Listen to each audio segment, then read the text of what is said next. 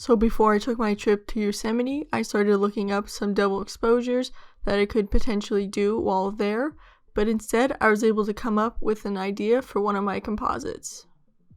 So the first image I looked for was a landscape on pixels, and when you have this idea in your head and you start looking for images, it sometimes can be more difficult and take more time than the actual composite itself.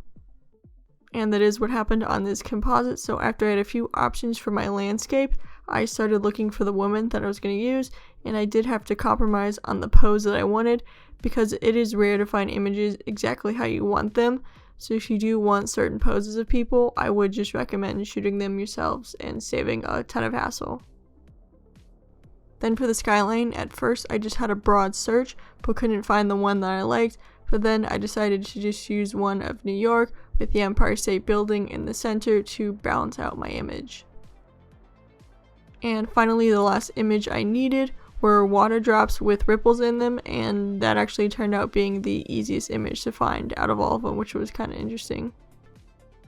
So I decided to use an image of Yosemite coincidentally because it had a gap in the middle, and for landscape images that's just not easy to find. I moved it so you would just see the mountains and trees, and to get rid of the water because I didn't need it.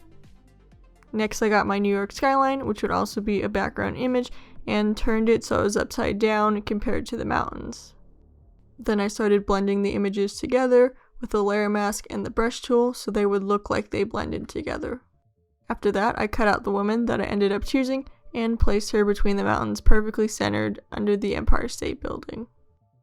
It's also been a while since I cut someone out with hair flying everywhere, so it was a nice memory refresher. After I had the woman placed, I added my water ripples. First, I lowered the opacity so it wouldn't be super harsh.